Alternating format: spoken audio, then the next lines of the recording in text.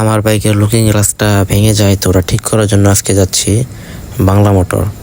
কোথা থেকে ঠিক করলাম দেখুন ভিডিওতে। লোকেশনটা হচ্ছে বাংলা মোটর থেকে পূর্ব দিকে যে রাস্তাটা গেছে, তো রাস্তার দিকে গেলেই হাতের বাম সাইডে।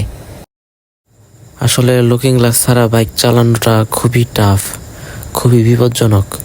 তো ওইভাবে আর পারলাম না, তো অবশেষে আমি চলে আসলাম। সব আলসেমি রেখে আমি এটা ঠিক করতে চলে আসলাম।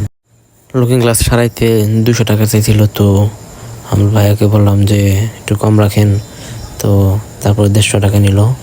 তো এই যে এখন ঘষে নিতেছে, ওই লুকিং গ্লাসের মতো পরিমাপে কেটে তারপর এটা ঘষে নিতেছে, মসৃণ করে নিতেছে। তো নতুন কিনতে গেলে তো প্রায় 1000-1500 টাকার মতো লাগে অরিজিনালটা।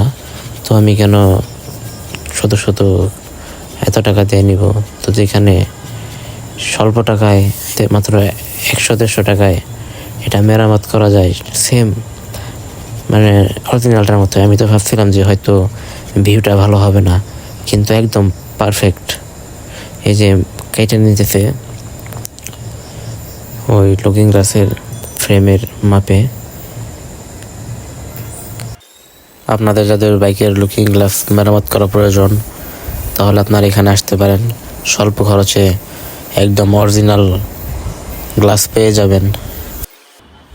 লুকিং গ্লাসের ফ্রেমটা আগুনে একটু তাপ দিয়ে নিচ্ছে যাতে করে একটু নরম হয়।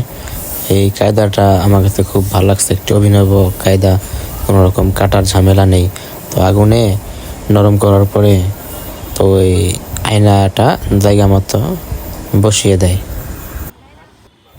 ফ্রেমটা নরম হওয়ার পর একটু ফুদিয়ে নিচ্ছে।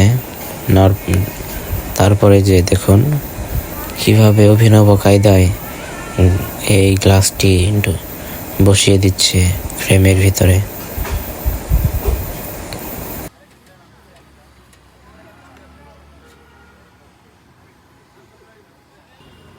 এখানে শুধু বাইকের লুকিং গ্লাস নয়, এখানে প্রাইভেট কারেরও লুকিং গ্লাস এবং হেডলাইটের যদি কোনো রকম ফাটে তো ভাঙে, এগুলোও তারা এখানে ঠিক করে থাকে।